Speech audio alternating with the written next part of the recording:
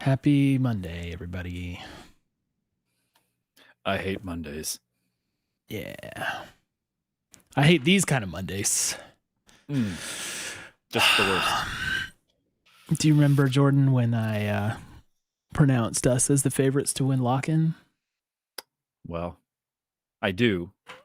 But so did everyone else, if it makes you feel any better, Cole. Yeah, but I'm Prophet Cole. It feels a little different. Feels like there's more weight behind my predictions than, say, a smart analyst. Who's paid to predict. They're not 100 Talk Clown. I mean, 100 Talk Cole. Hey.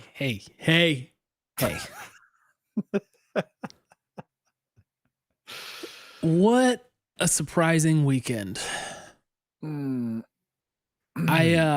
gradually put on this makeup over the course of, gosh, what day was it? Was it Saturday? We didn't even play on Sunday, right?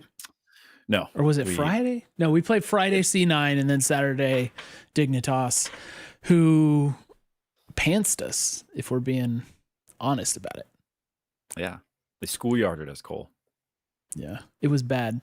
Actually, so in chat, I'm being told that I'm dressed like a TSM fan, so I better turn this off to avoid any sort of confusion there. So, right. Hello, everyone. This is Undertalk. Nice teamwork, Jordan. Nice passing it back and forth. Yep. Undertalk, the 100 Thieves fan cast for all the fans who are still around. If you're not here, we understand. Right. Jumped off that bandwagon real quick. Oh man, we've got a lot of hard questions to ask. So, and this week on the show, we're going to do more listener takes than usual because there's lots of questions being asked. Usually, it's our role as the fathers in the room to talk everybody back down off of the cliff. And I think we're going to do that tonight, but we're also going to, maybe not do it in some respects. A tippy tap. Jordan, we should make a stream asset for disclaimer. Like we should have a little disclaimer segment, pop up animation or something. Would you like to do your disclaimer about what part of the year it is and all that? It's early.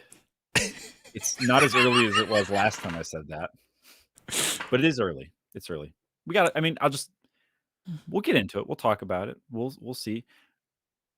There are things that you should learn from a situation like this. It's important we learn those things. And now is as good a time as any. Cool. Because if you don't figure it out now, you start to accumulate L's, which you don't want to do. Yes, especially with that.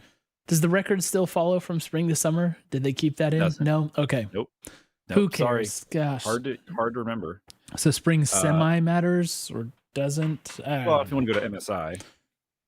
I guess we do because we have to beat EDG for the MSI championship. Let's go. Too bad EDG won't even qualify this year. Oh, man. Well, small sample size theater, okay? Small sample size theater. All of this is going to be based on a very limited set of games. It's early. The real season hasn't even started. Now that we've made the disclaimer, let's just go on with the show.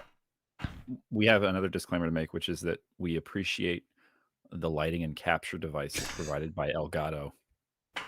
They are great, and we thank them very much. We do. Also, Cole, tonight I'm powered by water. But that's okay, because I'm drinking enough Ribbit Energy fuel for the both of us. Let's go. Yeah. I was going to chug it, but then I was like, I'm wearing a 100 t-shirt. I don't want to mess it up. Yeah. But, and in solidarity, also drinking water. Water. I mean, the water lobby needs to step it up. If you're interested, if you're with the water lobby and you're interested in sponsoring 100 Talk, please let us know. Let us know. Until then, rip it. Let's talk first about the good news this week. So if you recall, I don't think the flight check guys are watching, Yeah. I think they're busy with other doings tonight. caught up in the fantasy of their team being good this split, but they did beat us in Lock In, and we were wondering how we'd bounce back. Well, Jordan, what did we do? We bounced back with a convincing destruction of one Cloud9 semi LCS team. Yeah, not Academy fully. Also not fully LCS, somewhere in the middle. But Krager in mid, and That's right. Sven is, it's Sven. It's not like it's straight up Academy. I guess you could say the same thing for Stixay, right? Stixay's Academy. But he's kind of like, Sven was always better than Stixay. But anyway, the point is, there's some real players here. Blabber was there, for example, reigning MVP of the LCS. And the bounce back was very, very. Oh yeah, I'm sorry. Former reigning, former reigning, pre-reigning, clouding MVP, the pre-reigning champion. Misting. We were off the rails like 2 minutes. I wonder why, Cole. Okay. Anyway, the point is, we bounced back, man. I felt so good about how we responded against C9. I really did. I was thinking like, okay, cool. We remembered who we are. In fact, I think I even have that as a game note. We remembered who we are. Ssumday was on Gwen. Look at that. Love it. Love to see the Gwen. Yep. Abbedagge took that power pick of Corky. Boom, rockets. And autos. Kind of only did okay, to be honest. Yeah. Despite the stat line looking pretty good. It was like, we'll talk about that. Closer on the Jarvan, which, I'm willing to put up with. But he did get that 6 solo kill on Sven. Sven continues to live in a nightmare created by Closer ever since finals last year. And of course, the key, one of the keys for me, Huhi on an engaged support. So things nice. you love to see. So we really destroyed them. It early on, like maybe like up until 10 minutes or so, it was kind of even, and it's like, maybe C9's like kind of a little bit ahead, and we busted it wide open, and it was a stomp. Like Krager couldn't do anything. No. We had like massive engages. We had like freaking FBI with the Philios like taking Baron, not even being in the Baron pit because he has the right guns up, just ready to fight at all times. It was really nice. We styled on him. We felt good. We got through it. I don't know. We just need to say that first. Okay? Yeah, it's because we can't forget it. We can't forget that we did that to them. And I had forgotten. I had actually forgotten that this game happened this weekend. I had fully forgotten. You had to remind me. Yeah. So it's easy to forget. And, we had great games in the previous week other than the Fly Quests, admittedly weaker competition. So Cloud9 was like the first, okay, what kind of 100 Thieves are we going to look like? And we dismantled TSM, we dismantled Golden Guardians, FlyQuest was a question mark, and then this answered all the questions until the very next day when we took on Dignitas. I honestly, I don't know about you, but I don't really have much else to say about the Cloud9 game because it is what it is. It was a stomp. I got a couple things to say. Okay, I'm just roaring to get to the criticisms part. I am feeling less reassured by our C9 performance. It was good. We performed well, minus a couple of things that you mentioned. But it was the purgatory C9, the Visa purgatory C9. And we could, because without LS in person there to scream from backstage about what his own players are building and force them into a pool of anxiety. Exactly. This isn't the real look. You're right. Good point. The psychic terror they feel when they hover over the wrong item in the shop. Yeah. Not there. So, it's a better team for sure than a TSMA who got last in the group, I think. I don't even know. Yeah. I'm so disgusted with this. I'm not even paying attention. So you got to beat them. And then Golden Guardians is our other opposition. I'm leaving our wins and lock in, feeling like I don't think these count for a whole lot. Just across the board. And I think the things that we did well and that we looked good doing, it's kind of like, you know, like I can hit a sick dunk on a 4-foot hoop, you know? I can do that. C9 is like a 9.5-foot hoop. It's a 6-foot hoop, you know? Got to jump a little bit. Oh yeah, 4 foot is a little generous. But my point stands, it's not regulation height, you know? You can look flashy, but you're still not playing against the guys you're going to be playing against whenever you hit C9 in the regular season. But did you see how we played? Like, because we were moving around the map with confidence. All of our rotations were good. The only like sloppiness that I really saw was Abbedagge with his positioning was a little lazy. He didn't flash that Sven W. But like other than that, is like, no, we moved, we did it, we executed the plan. It's like sometimes when you win, even against lesser competition, the manner in which you win is important. And this was what, like 15,000 gold stomp where we did everything we wanted to do. So I don't know. I'm not gonna discount this win the same way that you are. Maybe we'll give it a 92 from me. Whoa, 92%. 92%. I feel like that's very generous. We played well, man. We played well. They had Darshan top. They have Isles and Sven. They have, you know, that's not their starting look. So I think that's on the generous side. I'm gonna be honest. If we were grading here, Cole, I would grade them lower than that's 92. fair. Again, I am grading how we played, not necessarily the opponents we played against in this situation. Would you agree that was a better squad than TSM and Golden Guardians? Oh, for sure. Okay, yeah, I'm putting them above them for sure, no question. Here's another thing. There were some things I like to see. Right, I love to see the observer panning to Ssumday off screen, on screen Ssumday, and he's just snipping the turret into ribbons. That's great. Love to see that. That's what that champ is supposed to be doing. The Jarvan was a bit of a surprise for me, to be honest. I think historically it's not been the greatest just because it doesn't have the same, I thought, carry potential as I don't know, something like a Viego per se. But he was doing an incredible amount of damage, and I think River had probably been taking notes on that if you look ahead to the next series. So just kind of some different looks.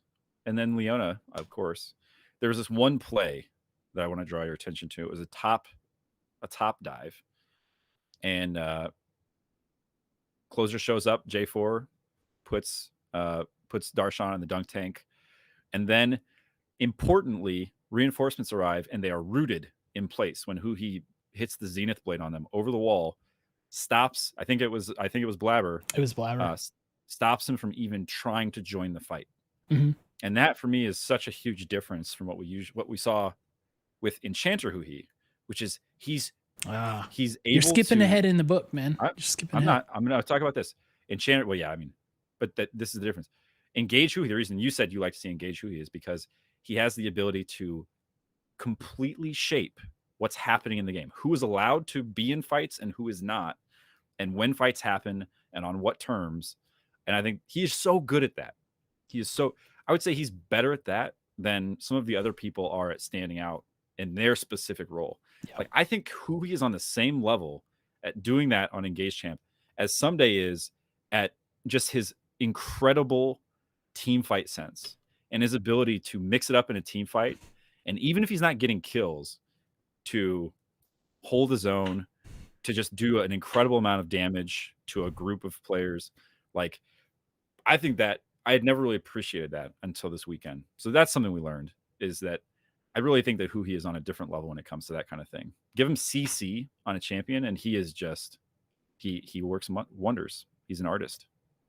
And that was a preview of the big point I was going to make later in the pod. So stay tuned for me to reiterate everything that Jordan just said. And I'll come back to that too. I've got a lot more to say about that on the other side of the coin. Yeah.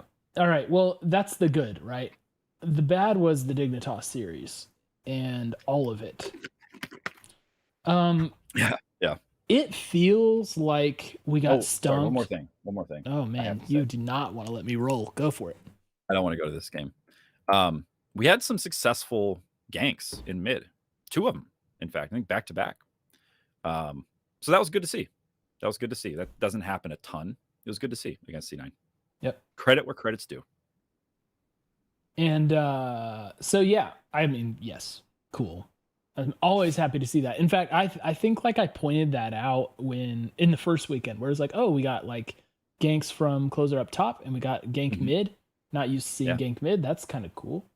Right. Unfortunately, Abbedagge been a little questionable so far in Lock In, and in Dignitas that came up and reared its head a lot more strongly.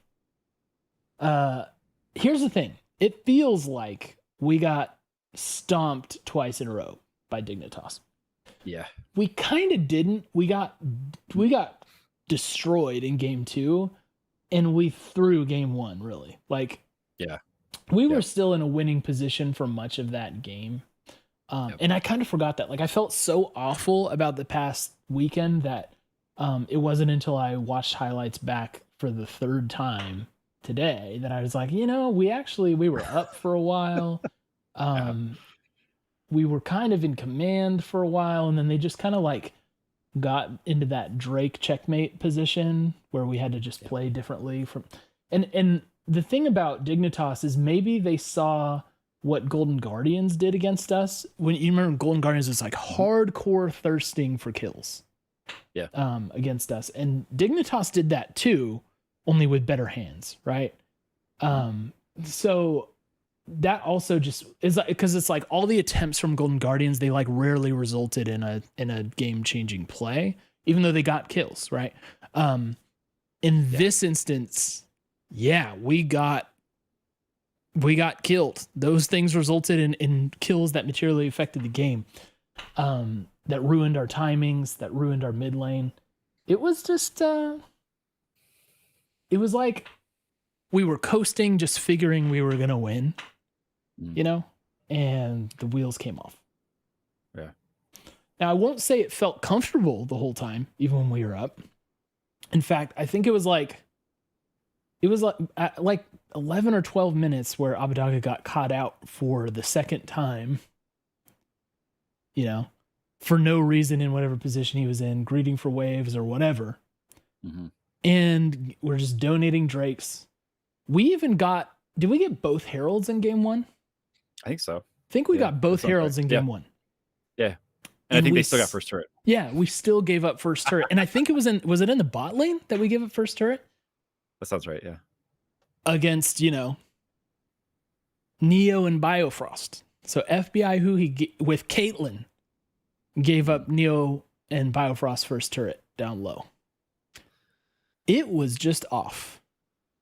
And I couldn't point to what I thought was happening during the game. I was like, this just feels weird. Honestly, it just feels weird. And then Neo kind of like Dannied us a couple times. He Dannied us. He Dannied us. He did. Oh. So there were two different fights where it really seemed like we had won a team fight and we're going to go take a dragon. And Neo was just like a little pesty and stuck around and took us down or scared us off. And doesn't that suck? Doesn't it suck that Neo is flexing on us that hard? Abbedagge got caught out by this Q from the Neo Ezreal that like I can't understand how it happened. Like Abbedagge was like pushing up to the front of the group on the side, like very exposed when he had like 10 HP. It's like, what are we doing here? Yeah. What are we doing here? And we just inted it away. The thing that jumped out at me the most is for game 1, there were multiple team fights that we won and then subsequently lost the actual prize. There was one that we won 5. It was 5-2. The enemy team had 2 players remaining on the Rift, and we had all 5, and we did not secure the Drake. Our health bars were so low. They were low. They were not so low that we should have lost a 2v5. That was not how low they were. I think we had at least 1 or 2 players with pretty close to full health. So I would need to go back to watch for sure. Point being, so this is the thing that I think it comes down to. We had a team comp that was just weird for us. And I think the easiest way to summarize it is that Huhi was on Lulu. And even his polymorph, all it does is delay a headshot from Neo for like 1.5 seconds, right? Like, so there is this crazy fight that I watched back. And I think it was this one that we won 5-2. And it's the craziest thing if you watch it. We have Ssumday, and I think he TPs in full health. If this is the same fight, this is one of the fights. I remember this. And from their side of river, like on jungle, their side of river. Doing work, and he is snipping. He probably does, I would guess, 2k damage in like 5 seconds, and they're routed, and they just start running back up the river to mid lane. And you know what happens? Not a single other player on our team is able to do anything. No autos, no skill shots, nothing. And it's because we have no engage. we have no ability to stop people who are right clicking away from us. I mean, literally, we have closer on Viego, and he has a gap close as an ult. That's basically it, and a short dash. We have Gwen, who has a dash. We have Caitlyn, who has no mobility except for her kind of reverse net trick. Like, these are all short dashes, and we're up against an Ezreal. He has a flash in his kit, and then the Lulu, right? So we have a wild growth that we can put on somebody if they're standing next to them to do a knockup. There's just nothing there for us to actually stop or control what's happening in a team fight. And that's how you lose a 2v5 team fight. You spend all your ults, every ult is on cooldown, and you basically just have some very dodgeable skill shots.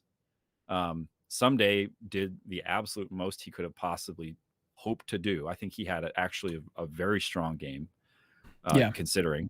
Yes, agreed.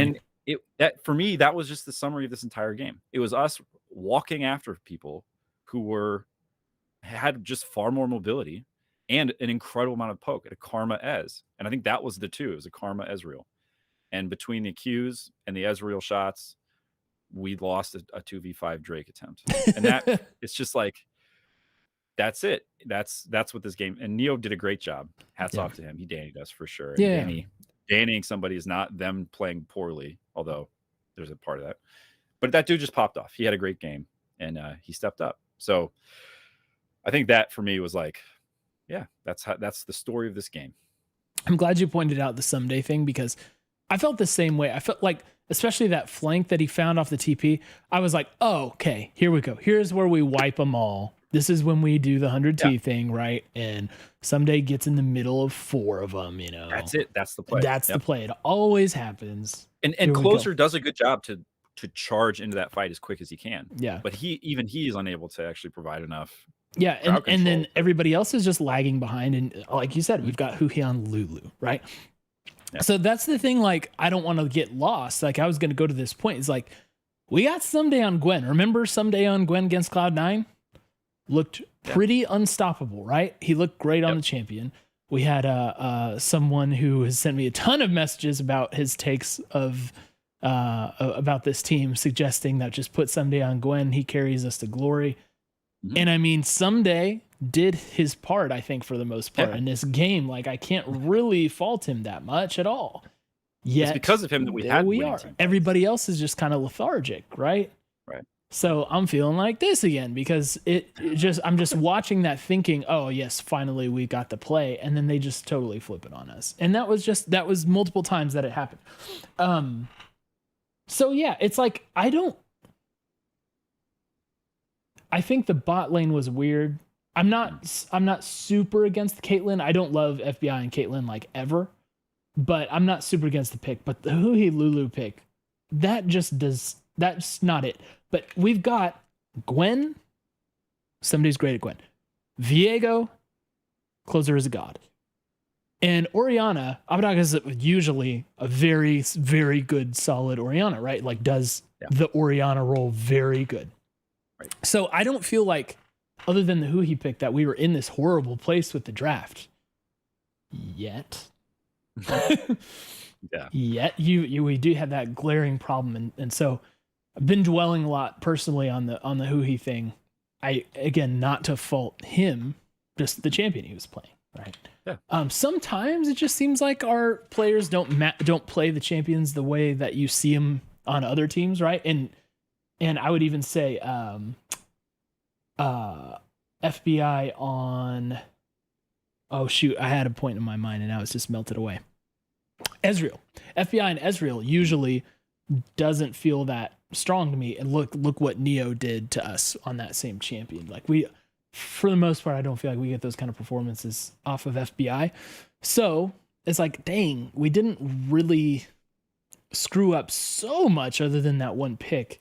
What's wrong with the boys? But nothing to worry about, right? Because this is 100T and we're in a best of 3. That's right. Had that game in our fingers. We let it go. Game 2, we're going to bounce back. We're not going to end this one away. And we didn't, because we just lost hard from the start. Wasn't an int, right? It was just, it wasn't a throw, excuse me. It was an int. Do you know what it reminded me of? Do you remember the famous 100 Thieves LCS Finals Game 1 turret dive in bot side against Team Liquid? Mm-hmm. Same kind of scenario happened to us around Rift Herald. So it wasn't a turret dive, but huge fight. I don't even know how we lose. When I watch it back, I'm not fully sure what happened. But we lost hard, and I think we gave over 4 kills, maybe for nothing to them. And it was like game over. It was just over, just like it was for Team Liquid against us in the finals. It was just over at that point. Yeah, no, 100%. That was it. That was the end of the game. You know what it was? It was, we disrespected Fake God. Yeah. He got a perfect slice and dice, and he shredded us. And we should know he does this. Remember his his run into the bush, flash back into the fight, slice and dice that he did when he was playing for us? It was basically like in that same area of the map. We should know he's going to dive in and rip everyone up. You're absolutely right. He got right in the middle. I think it was on 3 people at once. Mm-hmm. Yeah. And that they were too low at that point. They were trying to stop the fight. they requested a pause in the proceedings, and no pause was granted. And instead, we were just slaughtered, and that was the end of the game. Yeah. It really was. Like from that point on, like I stopped writing down my observations, stopped writing down what I was feeling about the game. It's just like, look, we're honestly looking really, really bad now. Like we're just looking bad. I remember seeing us finally get the bot turret, and it went over to minions, so no one's there collecting the golds. And I was like, oh my gosh, it's like the only way it's bad to take a turret. Do they divide it equally amongst the players? I don't know how it works, like, but it doesn't get your carry the gold the way that you want it to, right? And it's not solo turret gold. That's what we desperately needed. And it's like we're in a position where who's going to carry anyway? It's like Closer Viego's kind of the only option we have, because like Caitlyn doesn't pop off in that way usually. You know, it's like very rare you get like a Caitlyn carry pop off. Abbedagge plays Syndra from like a control perspective, you know, not like a Jensen or something. And it's like Closer Viego's really got to be the person carrying. And it didn't happen. And Abbedagge was getting caught out randomly again. I lost track how many times it happened. And I was like, I'm not sure why he's here.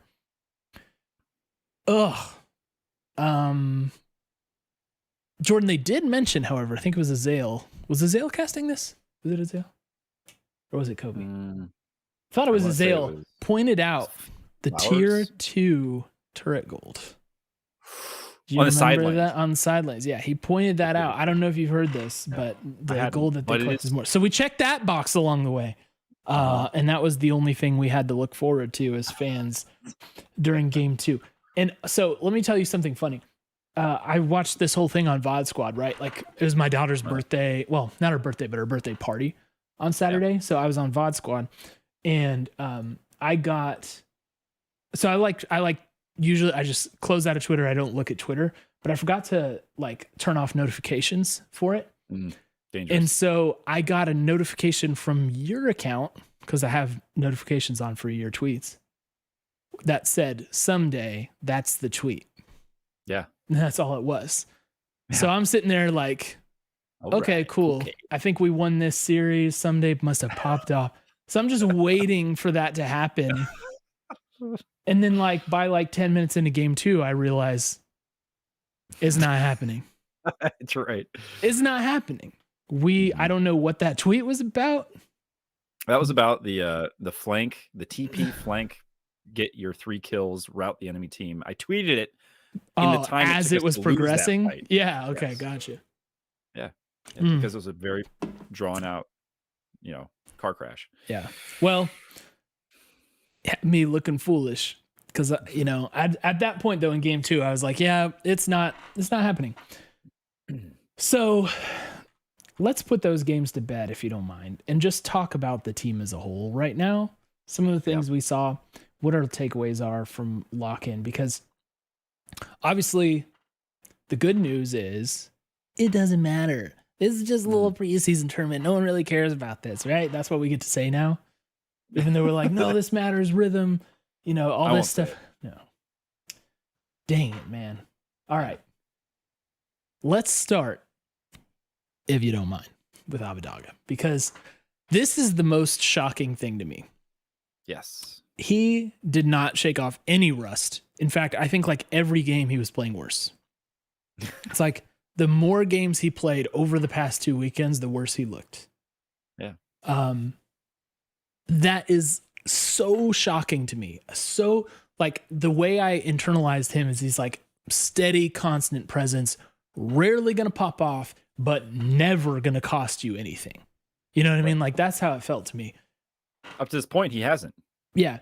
And okay, I'm glad you said that. So maybe we'll sprinkle some listener comments in as we do this, because there were a couple people talking about him. And let me find the one that I'm thinking of here on the rundown. Give me 1 second. There were a couple people who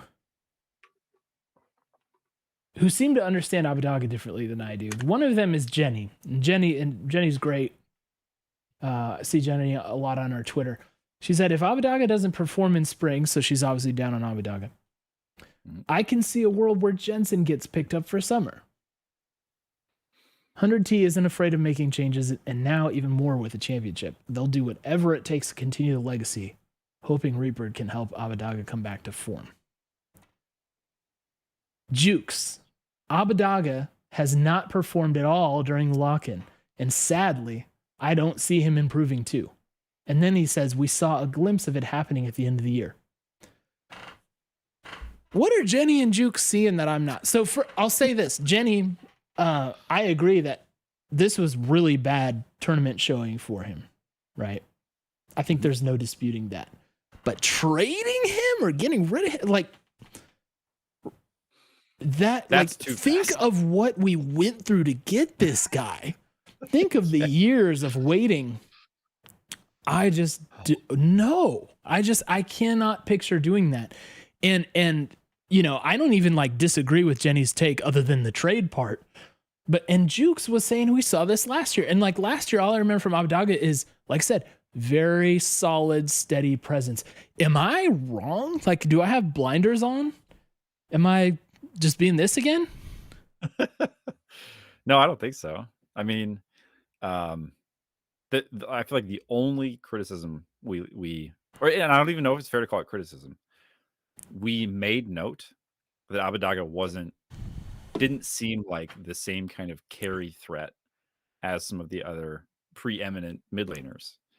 And I think that is as close as you can get to really faulting his play, if you even want to do that. Because, I mean, clearly, one, it didn't matter because we had plenty of other carry threats, and you don't need everybody on your team to hit the game-winning shot. Only one person gets to take that shot. Yeah. So it's fine if he's not going to hit every game-winning shot if he's setting a pick. Great. He's doing his job. So I think it's the thing that is concerning now isn't that he's not a carry player, or that he's, he's not Bjergsen or whatever. He's never been Bjergsen. He would say he's better than Bjergsen. But it's like the thing that's concerning is that he wasn't doing his job that he was very good at the whole last split when we had so much success. So for me, that's what I think the thing is that we need to see happen again pretty quick, is to get him back to that. And that doesn't feel out of reach to me. It doesn't feel like we're saying he can't get back to that place. I'm in full agreement with this, right? So my position on it is kind of like, wow, he looks rusty. Wow, he sucked in Lock In. But I know he's not going to be like that for long, right? So I feel confident that the problem's going to be addressed, but I'm still like just weirded out because some of it just seemed to be like playing half asleep, and it's my deepest, darkest fear is that it's like Crown on Optic, right? Where it's like really good player, does very well, and then all of a sudden just fell off a cliff because it looked like he wasn't really into being a League of Legends player anymore, right? Do you remember this? It got really weird really fast. And like, I'm not saying I suspect that is happening because I don't. But that's just like my worst nightmare, and the fact that it's even in play sucks because I'm just shocked that a player like him has come back looking as out of sorts as he does. Dang. Yeah. There's a lot of stuff you could look at, point to, hypothesize. We'll never know. I'll say that. I feel like I say that like 3 times a stream at this point. We'll never know. Yeah. Unless somebody comes out and says, started it. Like, there are things that I think it's helpful to keep in mind. He's probably just coming back from a holiday. I believe did he get to go back and spend some time in Europe? I think he did. I'm sure he did. Yeah. So, like, I think it's possible that there's just an adjustment period.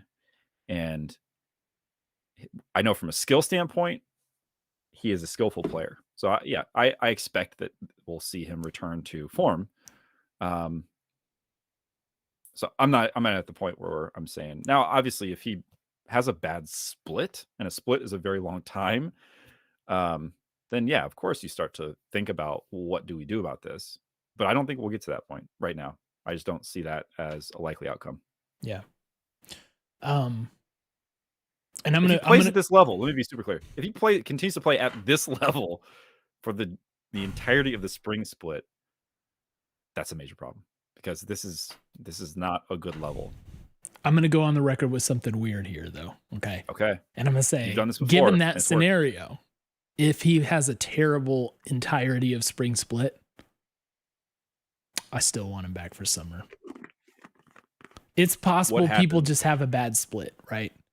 But I can't see, like, we gave up so much and went through so much to get here with this team. Like, we can't just turn our backs on this guy after one split. This is hypothetical.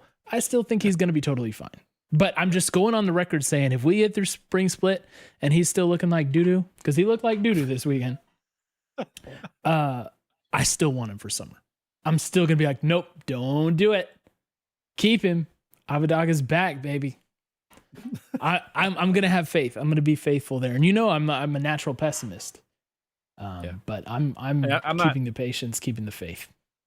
If he has a bad split, and again, we're way into hypotheticalville here, I'm not saying that I would my default position is promote amateur player or promote amateur or academy player.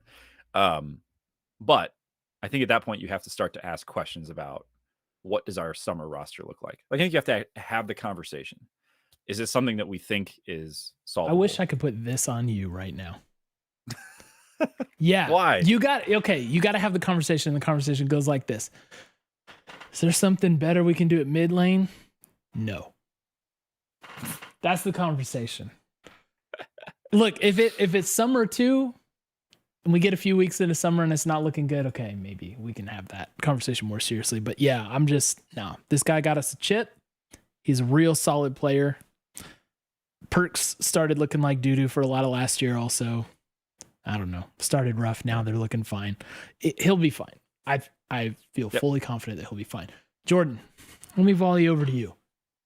Takeaway from you from the lock-in tournament. I'll talk about Ssumday. And I think for me, I mean, small sample size, right? Clearly, Ssumday we look better with Ssumday than without Ssumday. I think that I have it's very clear to me that we are um, currently our best team with Ssumday. And I say that not just because of the results. It became apparent how much he contributes to any given game of League of Legends during this series and during the entire tournament. Um, his intangibles, man. He just there was this fight specifically. He was on Gwen, and he just distracted their entire team, right? And he created an opening for us to, You're talking I about think, on take out bot both side carries. below Yeah, Dragon Pit. yeah. He just ran him around. He just, you know, and then he does the thing Ssumday always does. He survived. He right? survives, either survives altogether or survives long enough that it's an extended bait. Yep. It's a favorable trade, right? And so I would say, for me, I still have full confidence in Ssumday. Like I still think that he is absolutely the player that you can win a title with. All other things going well. Like I don't have any concern that if we are clicking in the same way that we were at the end of last split, that he's a player who would prevent us from winning a title. Like I think he is still good enough to do that. And I see that he does stuff that not many other players can do in the league, and I think that's a really hard thing to walk away from if you're talking about a 6-man roster and making any changes. And this is ultimate small sample size theater, right? Because we've got one game of Tenacity out of 6, to look at. But it did, as we mentioned, feel very apparent that we were missing something intangible when Ssumday was out of the game. So I totally am with this. I'll point out again that I thought at Worlds Ssumday was probably our best player on the team. And I'm very happy for that resurgence. I love Kind Boy. I think he deserves the title that he got last year, and he deserves a shot at another one. And I thought, he was our most consistent player. Well, and I want to expand on that a little bit. All of the stuff I said about Ssumday is true regardless of whether Tenacity's in the conversation or not. So Agree. Yep. That evaluation is entirely removed from the broader 6-man conversation, which we'll have soon, guys. We'll have any talk about Tenacity, what he does well, what he doesn't do as well, and in part because we just haven't seen enough of him. I don't feel like I can give an honest opinion on what he brings to a team. And so what I'm saying here is not that I think we should play Ssumday over Tenacity or that Ssumday is absolutely our starter. But that's kind of how these conversations wash out, right? You play a player and you see what they bring to the squad. And right now I feel like Ssumday is doing a ton. Like he was our strongest point, I think, in these games. And so that's, for me, it's like you got to be a really, really compelling argument as an alternative to Ssumday right now for me to say, absolutely, put that in there. Let's see what happens. Yep. Agreed. Back to one of my takeaways. So, and I think we kind of just addressed this earlier with who he seems like we need him on a playmaker for him to feel comfortable. It's like he needs to be like disrupting movement, a lot of CC, reading people's positioning, finding the right position to be in to give everybody a chance. I think that was clear to me, like very clear. It's like, okay, let's hope that there's no enchanter support meta that takes root, because that will probably negate some of what he's best at. We kind of talked about that, so let's leave that if you're cool with it. One thing you want to say? Okay, cool. I mean, look, we said the same thing about. I just want to be fair. We said the same thing about Abbedagge on Karma, and we tried it and it didn't work. So I will leave the door open for us to continue to find ways to workshop this and try it again, because we did this exact same thing with the exact same style of champion and it fell flat and then it didn't. Right. So, I mean, for me, one of the takeaways is right now it appears clear that, and I think this is probably the other half of it. I don't think that Caitlyn is FBI's style of champion No, either. not at all. And so, and I know it's kind of a separate, but you take that lane because it works together in tandem.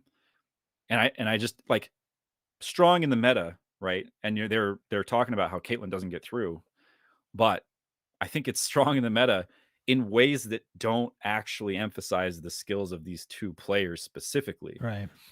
So if we're gonna do that experiment, honestly, do it in lock-in Yeah, and sure. lose these games rather than 2 games in spring. I'm happier to do that because they don't transfer over. It doesn't seem apparent to me that they're so strong that you can't lose. Yeah. Yeah. It's like You it's know? like it's like, you know, this is a stupid example. It doesn't make any sense, but it's like, you know, say a certain strat works for people who are left-handed really well, and it's like, well, FBI is Yeah. right-handed. You know, like that's what I mean. It's like, But let's try it for him. we'll try it out, Maybe. you know, cool, but he's right-handed, so it's not really working. And that was where I was going with my next point, is like just the bot lane in general. It did not have the fear and the dominance that it, you know, creates typically.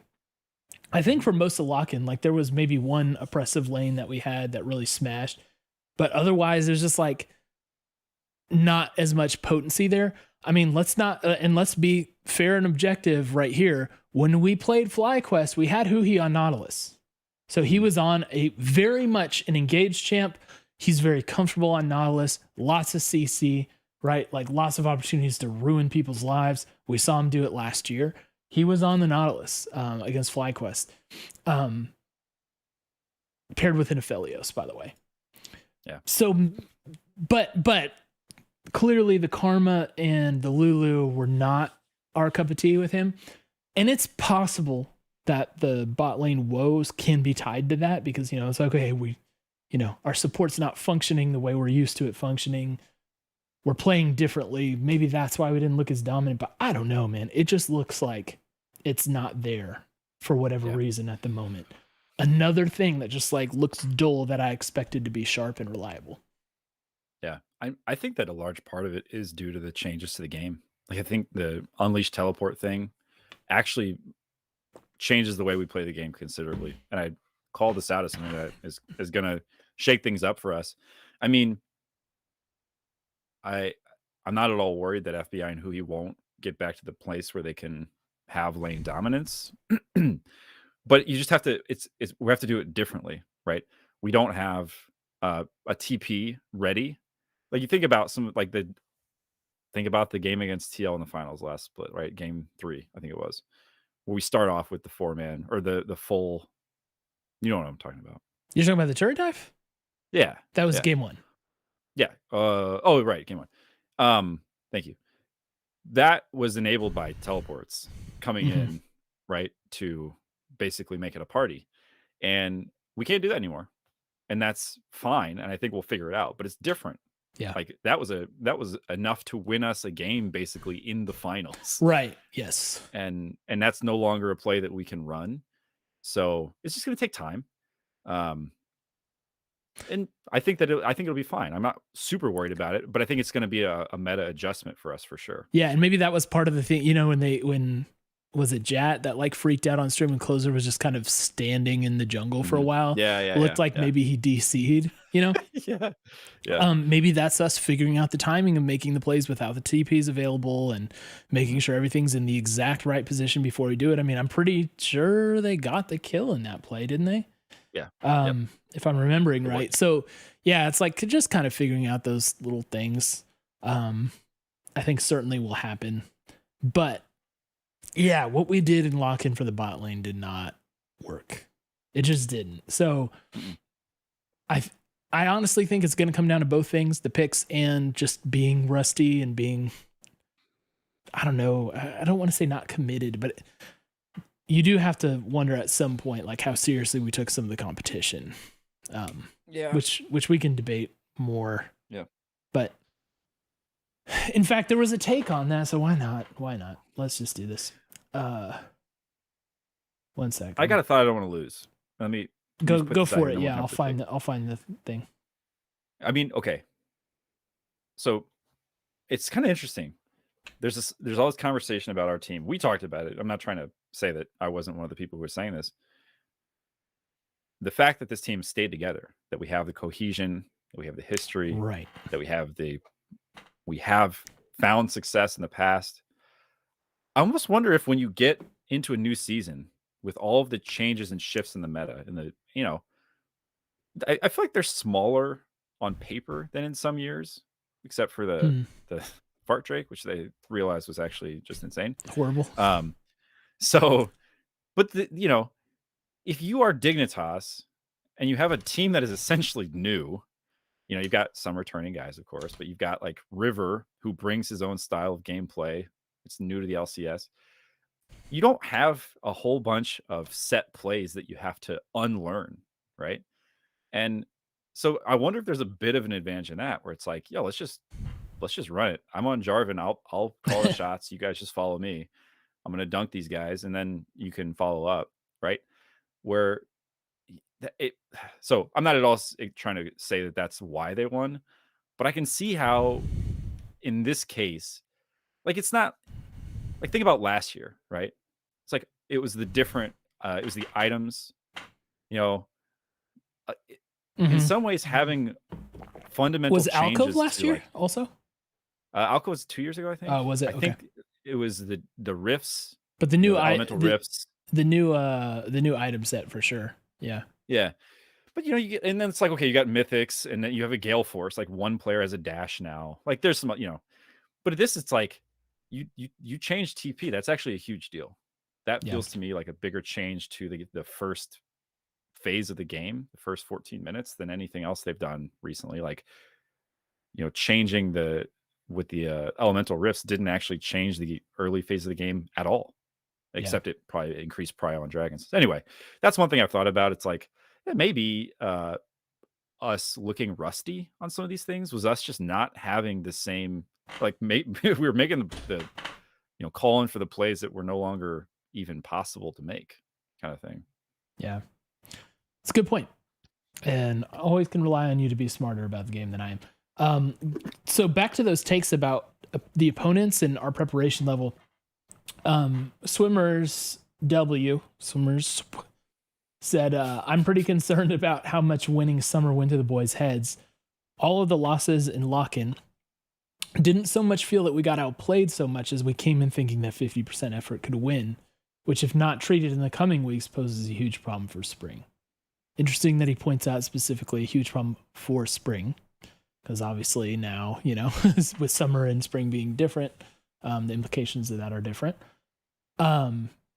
So I wonder if some of that was happening. Another possibility brought up by JC101, who says we weren't playing our best strats because we were saving them for better opponents. And then he says, I don't know if this is a hot take or if this copium I saved from Worlds is expired. So that's another theory, right? Is, and you alluded to this earlier with like Reaper, like testing things, right? We've heard Reaper in interviews refer to cards that he can play. So maybe he's, stacking his deck full of cards, which cards work, which cards don't. But with the losses being against who they were, it does feel like, I hope we were trying something different that we wanted to experiment with, and the experiment didn't go well. I hope that's all it is. But there may, there always is that temptation to not take the weaker opponents seriously, right? But in some cases, it's a problem. I mean, Abbedagge got gapped really hard in game 2 by Blue. Like, there's no way around it. Yeah. And did he have counterpick? I can't remember. If he did, he picked a Syndra. So I would say, no, he didn't. He didn't. No, Zoe was their last pick. So. Oh yeah, Zoe. Okay, well that's good, but still, it's it's one of those things. Zach Remsburg said this team needed the ego check. Says, actually hate the way they talk and act since winning last year. The way Abba went and clowned on Fudge in the post-game interview and claimed that they were the favorites and all of that. This needed to happen, So possibility that they're, a lot of confidence and not as much preparation. I just don't know. I don't know. For whatever, I don't get the impression that Reaper is a take it easy kind of guy. Like I don't think it's Yeah, that's what I'm saying. It doesn't seem to fit his vibe. yeah, exactly. And I got to go back to this for 1 second because Darkleaf brought this up in chat, and he called out that the TPs are actually now in the laning phase only defensive. They're Right. only a defensive tool. And so early on, like a couple weeks ago, I think maybe last week, we talked about how you're not going to have this interference. You don't have to worry about somebody TPing behind you. Yeah, right? exactly. In the alcove bush or whatever, if you're playing an aggressive lane. But I think that's actually a super interesting point. How many of our lanes have we smashed and won as decisively as we have? Because we have been able to have the reassurance that if it really comes down to it, we can overwhelm them either with TP advantage or whatever. So we can play basically at the doorstep of their turret and just, smother them out, get plates, all this other stuff. Yeah. Where now, if you're constantly playing up there, I mean, you have to worry a little bit that if you actually go for a play, if you try to get a kill on top of it, you're going to get a TP on top of you. So that's going to be really interesting to see. I'm very interested to see how that change impacts us in the bot lane. Because it felt, that's, I think, as you and I talked, it felt like one of the most surprising things that our bot lane seemed to be held in check pretty consistently across these opponents that in the past we would say 100% that's a dumpster matchup. We're going to absolutely roll through bot lane. Yeah. And I think we had one of those games or maybe two of those games. It wasn't like we were completely out of contention, but for a lot of it was just like stasis. It felt like we left laning phase pretty even footed. It felt like, and I think with Neo, it absolutely showed up that he was able to hit the team fight stage on equal footing. Yeah, right. For sure. We saw what that did. Yeah. So Good point. I'm done with that topic now. So we covered all the game change stuff that you wanted to bring up. Was there anything else game change wise? No. Okay. So let's go to the last one, which I think is going to be much of the debate, is the 6-man roster. Okay. Yeah. So again, for the 100th time, I've said, I don't like this idea. I haven't liked it since they announced it. It's just not what I like to do, right? Like, I just like to know who the guys are. Let the guys get all the practice. Don't switch things up too much. Let them keep their rhythm. Yep. Okay. So the thing is, if we're going to say we're running a 6-man roster, and it seems to be the consensus that Lock In is a great place to show proof of concept for that, because not only do you have games that ultimately don't affect you, you also have best of threes. You have access to best of threes, right? Mm-hmm. You've got pool play against weak opponents, especially this year where we didn't even get, LCS rosters from any of the teams in our group, right? Did we have a single fully built out LCS roster that we played against? Is FlyQuest? FlyQuest is, right? I think they are. I think they are. That's right. Yep. But it's FlyQuest. Yeah. Oh, I guess as since when I Dignitas too. Anyway, the point is there were in our group though is what you're talking about. Yeah. But in the scheme of things, like this seemed like a pretty good opportunity to test that out, to provide proof of concept. So if we're going to do a 6-man roster, why didn't we see more of it? If we're really dedicated to that principle, we only played Tenacity 1 out of 6 games. Mm-hmm. What I think is we were counting on winning the first game against Dignitas, and we were going to play him game 2. And I think that's kind of what our approach was going to be, is win game 1 of a best of 3 and play Tenacity game 2. And then either take the series or put Ssumday back in for game 3. That's kind of what I thought we'd end up doing. But when it played out, we got 1 game of Tenacity. So it's like, what did we accomplish over these 2 weeks of lock-in with having the 6-man available? So let me ask you a specific question about that. Do you think it's then admitted? Like, do you think that everyone is operating under the understanding here that Tenacity is not as good as Ssumday? Like, are we comfortable saying that? Because I don't feel like it's been advertised as such. Yeah, but right? I think that, the whole thing is that is the long play here, where it's like most people believe Tenacity, and I'm one of them, by the way, Tenacity has the potential to be a very, very, very good top laner. Mm-hmm. He's NA, right? So he would be, not costing an import slot for us or any other teams. So there's that where it's like his ceiling seems to be incredibly high. Everybody was especially buzzing about him when he was just ripping up EU solo queue. With all the world's players. Yeah, with all the world's players, right? And so you have that, and you need to refine that gem, right? You need to cut the diamond. Mm-hmm. And then combine that with Ssumday can't do this forever, right? It's like LeBron where, yes, he's season 19 and he's still the best we've seen, but at some point it's going to happen. Right. Or Ssumday even has, I think, maybe even looming military service coming up. I'm never clear on that because some people say it one way, some people say another, but without knowing exactly, I think it's possible that that's on the horizon as well. So it's like the future plan, right?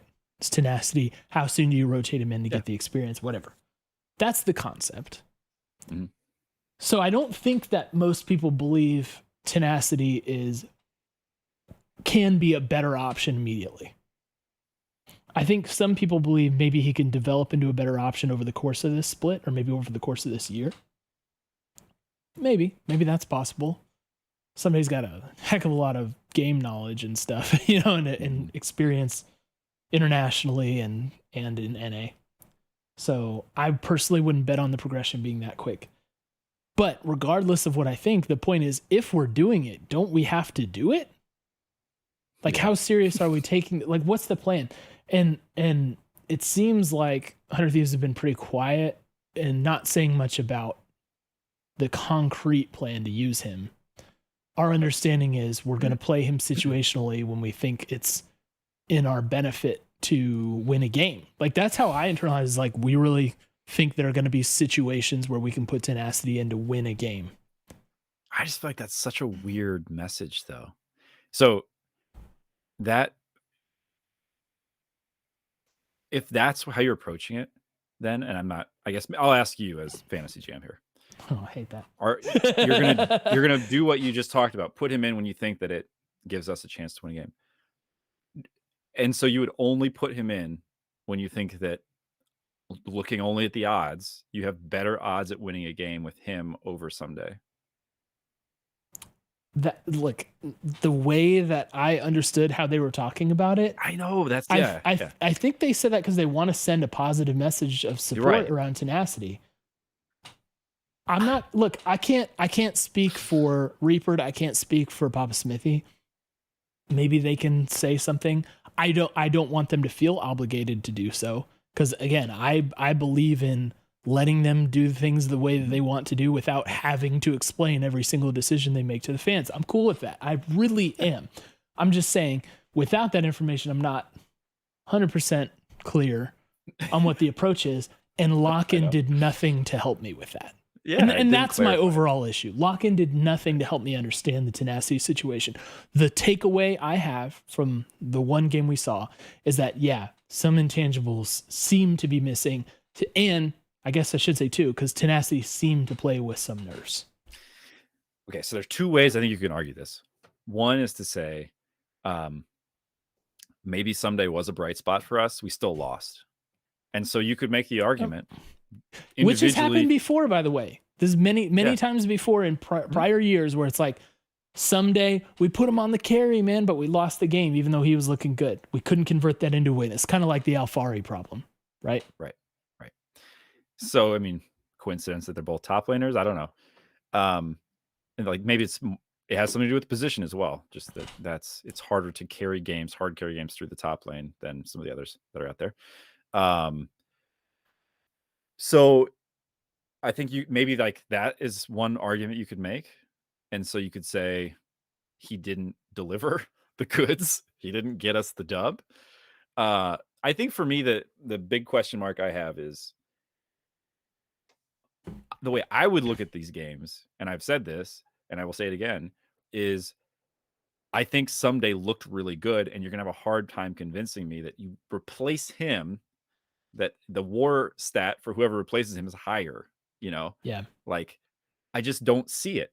And if that's what we're doing this based on, wins above replacement for anybody who's not, at least sort of aware of what's going on in baseball, then I don't think Tenacity ever plays. So I hope that that's not the only thing we're looking at, because I think I don't think it's as long sighted as it could be. Like, I think you've got to look a little bit further into the future if you're talking about a 6-man roster in the current setup we have. And so I think that's a concern for me. And I'll reiterate what you did, which is, there's no obligation here, but I think it could be helpful for us to understand what to expect going into the split. If they would say, hey, you're going to see Tenacity today, it's because we think that this is a good developmental opportunity for him, right? Just like something as straightforward as that. Not because then if he goes in and it's like, yeah, we think he's going to absolutely stomp these guys. We think he's got all the strengths to do it. He matches up really well. We love his champion pool against this team. They have no answer for X, Y, or Z champions, and so it's going to be awesome. He's going to just dominate. And then he goes out and it's like, well, it was kind of anemic. Actually, I'm not really sure about that. Then everybody's going to say Tenacity's not that great. Yeah. So I think the risk. That's the risk, is that if you set this kid up to be better than Ssumday on any given day, and then he goes out there and he has a good game, but we're like, yeah, it looked fine, but I think I'd prefer Ssumday still. Then have you really succeeded in helping to kind of create a path for him to the future where he can be our solid everyday go-to top laner? I don't know. Yeah, this is one of the problems inherent in having a 6-man roster, because the answer to this obviously is to tell the truth about him and say, hey, this is a developmental system right now for Tenacity. We need to develop him because he's really talented and he's going to be really good and he's going to be very important to us in the future. But because you're running a 6-man roster, you feel hesitant to say that because you don't want to have Ssumday feel threatened about his starting position, what happened with Meteos, for example. And you also want to instill confidence in the young player that you're developing. We put him in and we think we can win with this guy. Like you want him to have that feeling behind him. Now, who knows? It's entirely possible. In fact, I would say likely that this was discussed with Ssumday in the off season. And maybe Ssumday's fully on board with that, right? So maybe Ssumday's like, yeah, no, like I'm cool with it. I know I'm not going to be in this position forever. And I'm fine giving some opportunity to Tenacity to develop. I've had tons of practice over the course of my career, yada, yada. That still means in the end that you're losing practice time with your main squad in place. And it's just more shocks to the rhythm of the thing. And maybe philosophically that can be a good thing. When you shock the system with something different, they're able to build, overcome, develop new ways to play, all that, right? Like lifting weights. But gosh, this is such a rhythm game. It's such a there's so much variance between like champs and how the map plays out and objectives and everything that it's like the situations are so diverse that you just need your group to experience the different situations instead of a very routine set of situations that you can rotate different pieces in. Because that's where I think we have trouble being like traditional sports fans of understanding this concept. Because in a football team, for example, it's no problem to rotate in other wide receivers. Because guess what? Football like game situations are pretty well understood and defined. And they're pretty limited. You have different situations. You have a lot more players. You can train people to really do one certain thing and rotate them in there for that one certain thing. Just League of Legends is way more diverse and complex than that. So to me, there are inherent problems with having the 6-man system, from what I just explained about the complexity of the game and rhythm and your team chemistry and your team strategy, all the way up to the weirdness of having to address what's happening publicly with the fans and with the players, to maybe a situation like this where we really counted on winning that first game against Dignitas to give Tenacity more opportunities. Yeah. There's just so many problems. Yeah. You said that the disruption that is created by a 6-man roster is like, that's a risk to a program, right? Yeah. You know what creates more disruption? A hard switch to a backup, which is what Tenacity is. Yeah. Right. And he was last year. So you could argue whether he is now or not because we have a 6-man roster. But right now he's the understudy to Ssumday. And we've seen it play out how many times where it's like introducing the new LCS mid laner. And they're there for like 3 games. And it's like, and now the next LCS mid, And they're like really behind him, Yeah. And then it just, So that's disruption. Here's what I'll say. This is my takeaway. I think that the team knows on some level that we won't have Ssumday next year. I'm convincing myself of this. I think they understand that his contract expires at the end of this calendar year and that we won't have him in 2023. And the only thing less disruptive than a hard switch to Tenacity at the start of 2023 is a 6-man roster for 2022. But I think that's my it. problem with that, and I don't think that's an implausible explanation. My problem with that is your window to win championships is so narrow when all the pieces fall into place your way that you do everything to take advantage of it. It's why you see NBA teams like mortgage their future when they have a shot at winning the title. Because it's like, look, this isn't going to come around every day. You know what I mean? We may not have the pieces in place to get back to that situation. And so in my opinion, you do everything you can to win. And guess what? That seems pretty consistent with the message that's been preached by 100 Thieves staff. We're here to win. We're going to do what it takes to win. We're going to spend money to win. You know what I mean? Like, so again, there's a sacrifice that you're making. You don't know what's going to happen in 2023. Maybe Chovy shows up in NA finally. Church of Chovy arrives. Hey. You don't know what's going to happen. You don't know what the pieces are going to look like. You don't know what super teams will be assembled. You don't know if someone has a bad split or a breakdown of some sort or just retires unexpectedly. You just don't know. So you take advantage of what you do know and capitalize on it. And that's what I would prefer to have happen. I'm not calling the shots. I got trust in the people who brought us the title, but I'm just saying if I had to do it my way, I would do it differently. Now, there was a question asked, Tasio Salad. You got to get a new name, man. How old are you? You got to get a new name. He asked in the listener takes, he said, I wouldn't mind hearing more about why you think the 6-man roster should be forgotten about, which I think like we've done. I've made my position clear on that. He said, made it when I was 14. Okay, well, you're not 14 anymore. And what you think the best course of action for Tenacity with 100T would be if that was the case. Okay. And someone else asked me that. It was Switchbox on Twitter is like, well, what do we do with Tenacity then? And I'm like, we got Gamsu in Academy. Tenacity goes down to Academy. We don't have to release him. We don't have to sell him. He can continue to develop an Academy. It's not theoretically as like good to develop in the Academy system, but I think we're seeing borne out that 100 Thieves has like the best developmental system currently in the LCS. Right. So it's not a bad place for him to be. Plus we keep him away from opponents. We have our domestic top laner who's got a super high ceiling, ready to go. Yeah. I like to me that's not controversial. And like sorry to Gamsu, but business is business. And if I have to choose between the two of them, I'm definitely choosing Tenacity. I don't think it's that complicated.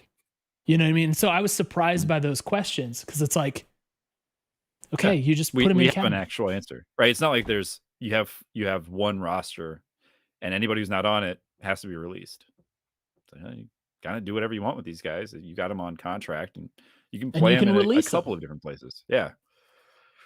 So I think that's a good point. Yeah, to me, it's like I think people are overthinking the situation, and I think just because we committed to a 6-man roster early doesn't mean we can't change course. So just putting that out there. Some other things I think here about Tenacity. Mentally, man, that's a tough message. That's a tough. I got one shot. Like if I'm Tenacity, like man, I got one shot. Okay. In the LCS. Why do you think you got one shot? First of all, this is his second shot in LCS. He played last year. Second of all, I was counting years. I was 1 year, 2 year, and then 3. Second of all, why would you think that anyway? It's like, look, Tenacity, Ssumday is here now. We love you. You're a strong player. We want to keep you. That's why we're paying you well to play with us. And there's a future for you here. You know what I mean? Now, he has to trust that for sure. You can't, you have to have trust in that. But I don't know. Feels to me like the org has built that up. Now, there have been a couple of weird situations in the past where players have been able to successfully smear what happened behind the scenes. Where I stand on that is quite clear. But it seems right now that the thinking among players is 100 Thieves is a great place to be. And I just feel like if you're Tenacity and you're 17 years old, is he even 18 yet? I don't know. It's kind of okay to hang around knowing that you have and tell them what the plan is and be honest about it. So I don't think it's that complicated. And I think that Tenacity he's generated enough buzz that there will be no damage done to his prospects in the future unless we play him a bunch in weird situations where he loses. That's the only chance. If he starts racking up the losses, then his value starts diminishing and maybe his confidence does too. So why not keep him in Academy where everyone's super excited about him and he'll pop off and we'll win Academy again and everybody will still be drooling over Tenacity. That's how I feel. It's really simple. And again, I accept totally if the plan is 6-man roster. I'm just saying it's not a complicated situation. Yeah. I agree with what you said. It's complicated when you do a 6-man roster. It's not a complicated situation to just go back to 5. It's complicated to go back to 5. I'm not going to grant you that. It's not complicated to start with 5. Like they've made a decision. That's what I'm saying. To run 5 is not complicated. Yes. At this point, if you said it, going into can you imagine the tweet it would take to pull that? But dude, first of all, yes, you're right. But it would blow over. I promise you, it would be a week of crap. Then the team will start winning in the future and everything will be fine and people will forget and people will be excited about Tenacity. It would be totally fine. Actually, obviously better to have never done this in the first place. I think the thing that I'm most concerned about is what you said at the end there, which is I agree with your points. I think that you're right. I think it would have been probably, even if you had to do a hard switch, you have Ssumday on contract through the end of this year. I can't imagine, I don't know. It just feels weird to me. Anyhow, I think that probably the worst case scenario here is that Tenacity plays LCS games and does poorly. Yeah. Because then what do you do? Go into 2023 and say, hey, he's here. You know, and it was like, exactly. yeah, he's been here. And it's not been that cool. It's like you're if you keep him in the Academy, that's not a possibility. You know what I mean? I guess it's possible if you keep him in Academy that he plays poorly in Academy. But again, even if he had a bad Academy split, I think people would remember. I think people would be like, look, he's young. He dominated on 100 Next. He dominated on 100 Thieves Academy. He had one bad split of Academy after a weird situation change. I really think it would be okay. I really do. Has he been in Academy? Did he do one full year of Academy? I think he just did a split. Did a split of Academy? So someone correct me if I'm wrong. Chat always knows better. Chat don't know. So, but just to play that out, if he played this whole year in Academy, he would still potentially have less than 2 years. He did a full year. Said full year. Okay, cool. Sorry about that. So he'd have 2 years Academy, and like it's not like he's squandered away his career in Academy at that point. You know, it's not like he's now 26 and we're like, hey, you want to try LCS out? What do you think? I don't know. We got nothing else going on. Like he's still very early on in this thing. I don't think that would have been a death sentence for a career to say, spend another year in Academy. I don't know. Yeah, it's not bad. How long was Palafox in Academy? And everybody still was like clamoring for him to be put in, right? Hey, there's still a lot of hype around him. He had some good games. He's had some good games. That's what I'm saying. It's like I don't think that damaged him being in Academy longer. So no. Anyway, I think we've gone on a ton about that. We have. And I'm sorry, but it's just like that's the thing that everybody's talking about. That's the thing everybody's asking me. I think we set ourselves up for a more difficult situation to manage. And now that Lock In went really unexpectedly poorly, we're in a hole, and we just kind of got unlucky. We kind of sucked. We kind of got unlucky. It's just kind of what happened. So let's. I think there are a couple other quick listener things that we can do, and then we'll wrap. First of all, it's Chase 26. This is a good take to keep in mind. Who said double lift syndrome is real? Lock in doesn't count. I am hoping you are right, Chase. Hoping you are right, and it worked for double lifts, and maybe it'll work for us too. The Krager phenomenon. Yeah, horrible that's right. lock in. Horrible. And now he's the best mid laner in the LCS. Best. Yeah. Okay. We'll see about that. Get a soundbite of that, please. You're responsible. Draver is that? I don't know if you say that right. Draver says my non-hot take, but actually serious take is 100T have a serious problem that has not been fixed through all of summer 2021, Worlds and Korea boot camp. If they don't win the early game super hard, their mid-late game is really bad. If it hasn't been fixed over all that time, will it ever? Now, I don't want to like adjudicate this take right now. I'm saying that because I'm going to start paying attention to that closely. Yeah. We had a period of time where we were questioning that for sure. And I feel like the team found a way to start like winning, but I'm going to keep my eye on that. So I wanted to read that in. And I will just add that it is now harder to stomp early game, as we talked about now, than it was previously. But there are objective bounties to help you catch up. Bible hints from Jesus, who has the all-time best modification of his name to be family friendly, says this: there's no cause for concern on our losses. Our current drafts are focused around playing the game differently than we've ever done before. And then he has a list of 4 examples. Okay. 1, all we did last season was slam bot. TP changes forced us to change this around, and we're learning. So, the point you made. 2, Ssumday is on carries, changing the way we draft for a closer and Huhi. Undeniably true also. And we did a little bit of that, but most of the time it's the fans go, why is Ssumday on carries, right? But it affects the draft order, right? 3, closer is trying to play supports like Jarvan as carries, right? And he means a more supportive jungler, not supports, right? Like setup junglers. Setup junglers, yeah. Which I have to think about that, but it seems true. I mean, he played, like, when I think of closer last year, think of Viego, Lee Sin, and Diana. Those are the 3 that come to mind the most. And then 4, hard targeting of FBI by opponents in-game, combined with us drafting enchanters, makes it hard for Huhi to do what he does best, CC people. So I think you and I are really in line with Bible hints from Jesus. Yeah. And nice take. I think that gives me some measure of comfort. And I hope you're right. Someone else made the point. Oh, let me see if I can find it. I'm trying to be good to people and read their names and their takes. Oh gosh, I can't find it now. I'll just say that he had, this is a stat that jumped out at me on the broadcast. I swear it was 30% damage share on his 2 Jarvan games. That's crazy. Oh, I didn't see that stat, but that is wild. Yeah.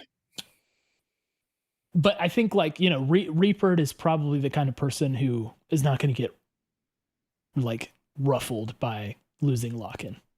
So again, I think it's really early, and there may be even a benefit, because Zenith tweeted this, and he tweeted it before Abbedagge tweeted it, because Abbedagge said this kind of later today. Zenith said, this loss is great for us because we perform best as underdogs. So now that we'll be doubted the whole split in playoffs, we are unstoppable. A little fire under the booty can help, right? Got to prove them wrong. Yep. Yeah. All right. So there we are from a really weird lock-in. Jordan, fortunately, we get to do our favorite part of the podcast and predict what's going to happen next week. All right. What's your prediction for next week? Mine is I'm going to be sitting on the couch watching and wishing I was in lock-in still. What about you? Yeah. My prediction is I'll probably miss some significant portion of the games next weekend. We're just vibing because we didn't freaking make it past quarterfinals. Never thought this was possible. We don't have games to predict. We're going to sit this weekend out and watch. Yeah. Maybe it'll be good for practice. Maybe, you know what I mean? Maybe maybe it's like, all right, we don't have to like prepare for matches right now. We can just keep going in on the strats, you know? Yeah. Let's do it. Let's just enjoy as fans. Let's hope that's what it is. All right. Well, so that being said, we'll talk about it. We're not 100% sure we'll be here next week since there won't be games to talk about, but we may, you know, who knows what'll happen. What we do know, 2 announcements. One is that right after this, so Jordan and I are going to take a quick break. We're going to be back on stream to do Talk Trios, which is our LA Thieves weird podcast / more like a playing Warzone stream where we have, you know, you guys, we take one of you in at a time to be a trio with us in Warzone. And as long as our squad stays alive, you get to control the conversation. We talk about your takes, we answer your questions, etc. Then as soon as our squad is wise, we move on to the next one. So we'll be back here to do that soon. We've got 3 people lined up for that. And if you are hearing this now and you want to be a part of that, that's totally cool too. Send me a message either on Twitter or in our Discord. I can get you in the queue for that. Start your update now. So start your patch now, yeah. So we'll be doing our LA Thieves show at probably 15 more minutes. And then the second announcement was just announced earlier today is that Jordan and I are actually going to be casting the semifinals and finals of the 100 Thieves Community Halo Tournament. All right, so this is being put on by 100 Thieves in their Discord. Abby's wrangling this. There's going to be prizes for the top 3 teams from the Foundation's collection of 100 Thieves apparel. It's going to be awesome. They're going, I think, for 16-team tournament, and it's going to be like best of 3s, and finals will be best of 5s. We're going to cast that on the 100 Talk Twitch. Okay, so that will be Friday starting. We're not sure exactly when. I think it was around 9:30 or so. I think it was 9:30 Central time. So we'll be casting Halo, which I have never done before. And Jordan is way better and more knowledgeable about Halo than I am. So it'll be a lot of fun to do. It'll be a good time. But it'll be a good time. So this Friday night, we'll make it fun. We'll be doing that. So that's it for now. We'll be back soon with LA Thieves, discussion on Talk Trios. And until then, we love you and we miss you already.